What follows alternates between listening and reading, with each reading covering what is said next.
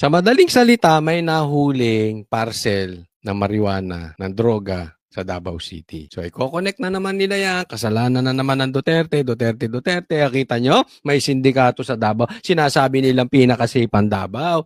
Kasi, ang laki po ng naitulong ng Davao City doon sa laki ng tiwala ng buong Pilipinas sa Duterte. Simple lang naman kasi talaga ang politika eh. Pag nakaupo ka doon sa lugar ninyo, pagandahin mo, ayusin mo, gawin mong safe. Pag takbo mo sa national, mahal na mahal ka ng taong bayan. Bakit? May showroom ka, yung city mo, inayos mo. Paano ka mamahalin? Katulad nito si Bongbong, paano ka mamahalin? Ano nangyari sa Ilocos Norte?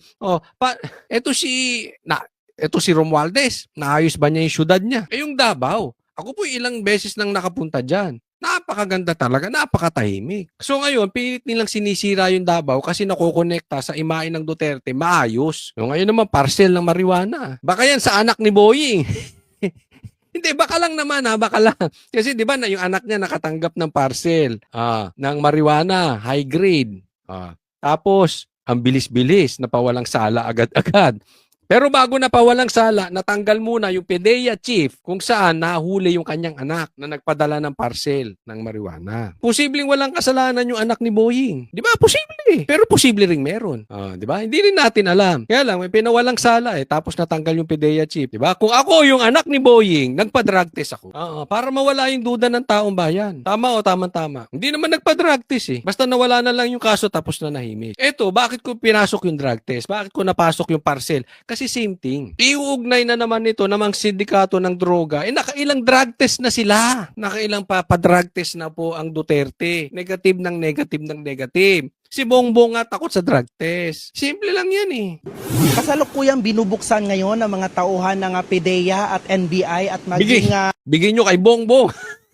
Bigyan nyo kay Bongbong kasi, di ba? Anong sabi? Anong sabi ni Amy Marcos? Almusal daw ni Bongbong, marijuana.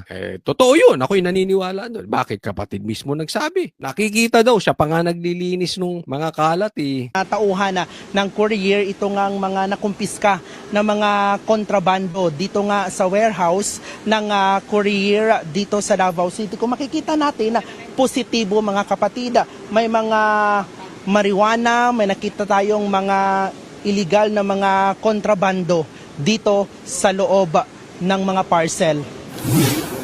Positibo yung droga. Kaya lang ang tanong, hindi kaya tanim parcel yan? Hindi natin alam, di ba? Mahirap magsalita okay? Pero nakakapagduda naman Ang daming po pwede pagdalahan na lugar, nakalat ang droga. Diyan pa sa mahigpit na Davao City, galit na galit sila sa droga, diyan pa kayo nagdala. Alam nyo, ibintang nyo na lahat sa Duterte. Okay? Posibleng maniwala ang taong bayan. Pero pagdating sa corruption at sa droga, alam natin seryoso ang Duterte. Hindi sila dyan. Naglalaman ang mga parcel ng high-grade kush, mga vape na may marijuana substance at marijuana oil. Tinatayang hindi bababa sa 5 milyong piso ang halaga ng mga nakumpiskang droga. Base sa tip na natanggap ng mga otoridad, galing ang kontrabando sa ibang bansa at dinala sa Luzon, saka i-deliver sa ilang lugar sa Mindanao. Nakakaalarma na raw iyan, kaya panawagan ng NBI. We are appealing to the public na Galing sa ibang bansa, dinala sa Luzon, tapos dinala sa Davao para ikalat sa Mindanao. Ang layo sa katotohanan, Kasi kung magpapadala ka nga ng droga at ikakalat mo sa Mindanao, of all places in Mindanao, meron namang lugar na maluluwag sa droga. Bakit sa Davao pa? Nakakatawa, Nakakatawa ito. Kayo ba naniniwala dito? Pero ako tatanungin ninyo, napaka-unprofessional nung pagkagawa ng balita.